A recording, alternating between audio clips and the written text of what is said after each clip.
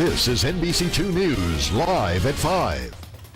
Welcome back to NBC2 News, live at 5. Andy Stadler is here to answer some more of our tax questions as we prepare for April 18th because of that holiday in D.C., so you have a few extra days to get your taxes done. But I was going to ask you also, if we were to have a federal government shutdown, and it looks like it's still a few weeks away if it happens, what does that mean if the shutdown happens before April 18th or during April 18th? Do you know? Well, no, it really has not been addressed yet. Okay. We'll just keep progressing as we normally would, and government will tell us what we'll need to do. Okay, they always do, right? They Yes. never forget to tell us what to do. But that could be interesting to see if that gets pushed back or maybe if we get extra time to file, but you do have at least until April 18th this year. What are some of the other forms, though, that you need to have with you once you go to file your taxes? Well, some of the real obvious ones, the W-2s. You should have those. If you don't have them by now, what you want to do is contact your employer, and if the employer just simply is not available to be contacted, then you can use your last pay stub. So looking at the W-2s, 1099s tend to be a big thing. And interest income, dividend income, if you sold some stock, that will be on your 1099. If you did some contracting work for someone, self-employment work, and you'll have a special 1099 for that. So lots of different types of 1099s. There's even some cancellation of debt 1099s. So be sure to look through all of your different documents to get everything together as far as W-2s and 1099s. Does it have to be a minimum of amount to have to file a 1099? Well, when it looks at interest income or dividend income, the banks or the stockbroker will not even issue one to you if your interest or dividends is less than $10. Okay. Anything over $10, you should get it, and you should report it.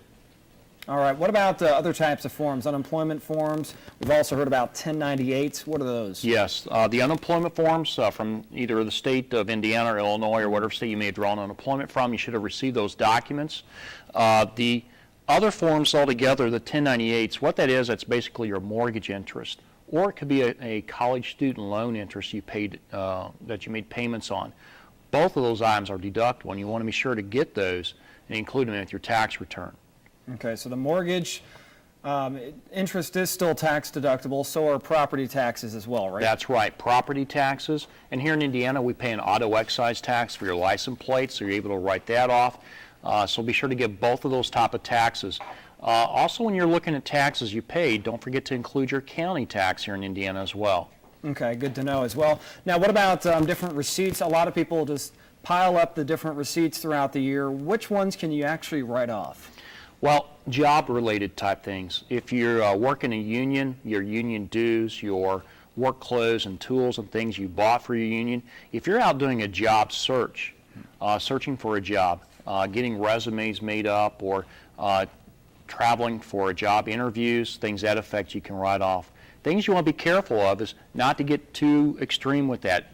So if you have to go for a job search or an interview and you buy a new suit or something for that, that's deductible. Just make sure that's the primary reason why you've done that, and not for going to your, your sister's funeral, sister's wedding, or something to that effect. Okay, so as far as buying a suit for a job interview, that you can write off, but if you're buying a suit for your actual job, you can't write that off. You cannot write that off. This is going to be only for the interview job search type expense. Okay, so just for the job search. What other type of receipts or write-offs should we be thinking about? Well, if you operate out of your home, you can write off a portion of your home expenses on there as well.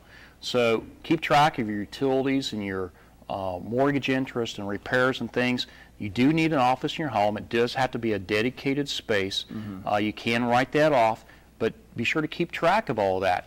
Be sure your employer requires you or wants you to have an office at home, just not something you're doing on your own. Okay, what if you don't necessarily have an office at home, but your employer requires you to check your email from home or be available via phone or however it may be? Can you write off your cell phone and your internet connection, things like that? If your employer requires that as a connectivity, as a job condition, then yes, you can. If it's you simply, the employer's asking you to do it out of convenience, they're not requiring you to do it, then no, you can't. So if you want to make sure you get this in writing from your employer, on the letter format saying that that's a requirement, and yes, you can write it off. Can I then write off my electric bills because I need electricity for the internet to be powered? Yeah. Or is that a stretch? That's getting a little stretched there. Okay. Yeah, you can write off a part of it, just not all of it. Okay, good to know. What else do you want people to know about before we wrap up?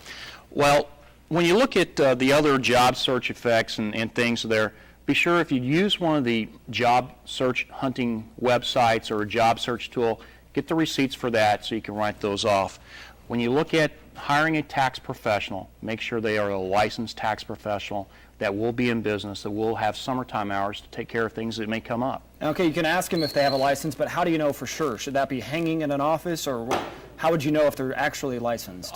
It would be hanging in their office. Okay. Also, you can check with the IRS. There's a new license registration going on now that the IRS does have that all posted. Very good. And if you'd like more information or if you have any questions for Andy, you can call his Terre Haute office at 478-2800, or the toll-free number is 800-447-2015. For more on their services, go to mywabashvalley.com and click on the Valley Expert page. Andy, good to see you again. Thank you. Now